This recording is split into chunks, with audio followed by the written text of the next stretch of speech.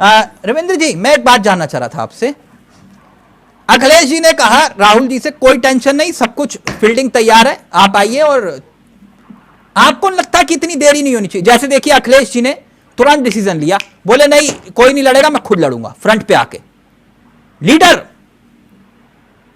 तो क्या आपको लगता है कि यहां पर एक एग्जाम्पल सेट करना चाहिए था राहुल गांधी को भी? अब कर लड़ेंगे तो फिर ये कहेंगे प्रमुख साहब देखिए फजीहत हुई तब आए चुनाव लड़ने। ज्वाला साहब जो टिप्पणी करें उनको कानून और संविधान का भी ज्ञान होना चाहिए कि जो मतदान की तिथियां रहती हैं, अंतिम तिथि तक कोई भी प्रत्याशी घोषित करके किसी को भी भेज सकता है। ठीक, अब कोई कहां से क्यों नहीं लड़ रहा है, ये उसका संवैधानिक अधिकार है, उसकी पार्टी का अधिकार है। इससे बहुत ज्यादा टिप्पणियां होनी ही नहीं चाहिए, वो चाहे भारतीय जनता पार्टी ही क्यों ना हो। वरना ना हमारी तरफ से इस प्रकार की टिप्पणियां आती हैं, अरे आपकी मर्जी, आप अपने आदमी को लड़ाइए, मर्जी है मत लड़ाइए। लेकिन प्रश्न तब उठता है जब आपको लड़ाने के लिए अपने पार्टी के उम्मीदवार नहीं मिलते हैं। जो अब तक घोषित किया है, जो मेरी जानकारी में है, 437 उम्मीदवार घोषित किया है इन्होंने। 110 से ज्यादा सांसदों का टिकट काटा है और उसमें से 70 से ज्यादा आयातित लोगों को टिकट दे दिया है। समस्या यहाँ पर है कि आपको अपने लोग नहीं मिल रहे हैं। अरे राहुल गांधी जी आज लड़े, कल लड़े, परसों लड़े, अंतर क्या पड़ता है? या ना ही लड़े, वहां से अंतर क्या पड़ता है? अब अंतर समझ लिए।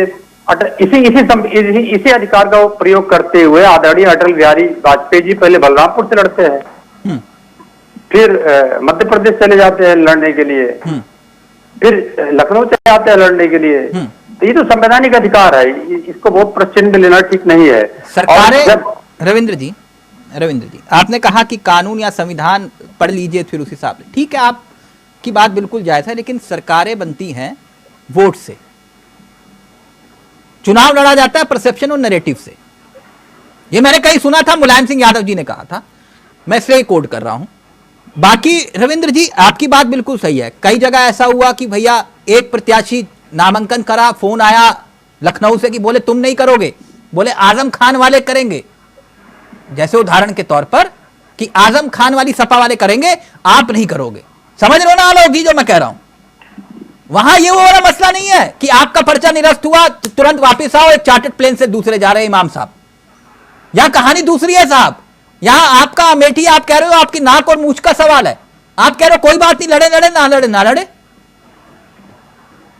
अमेठी लड़ने का कोई औचित्य नहीं है, रायबरेली छोड़ दे कांग्रेस, आप ये कह रहे हैं सर? नहीं, मैं ये नहीं कह रहा हूं। ये निर्णय लेने का अधिकार कांग्रेस को उसको लेने देना चाहिए। उसके ऊपर इस प्रकार का प्रेशर बनाना, जैसे हम ये कहें कि नरेंद्र मोदी जी अब जाके बड़ौदा से क्यों नहीं लड़ते हैं, गांधीनगर से क्यों नहीं लड़ते हैं, इससे ना तो परसेप्शन बनेगा, ना इससे कोई चुनाव पे असर पड़ेगा। वाजपेयी जी सब जगह लड़े और जीते भी, जहां से उनको कन्फर्म था मैं हर हालत में जीतूंगा, वहां से उनकी जमानत जब्त हो गई।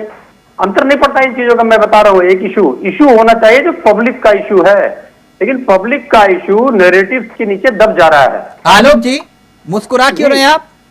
रविंद्र जी कह रहे कोई फर्क नहीं पड़ता।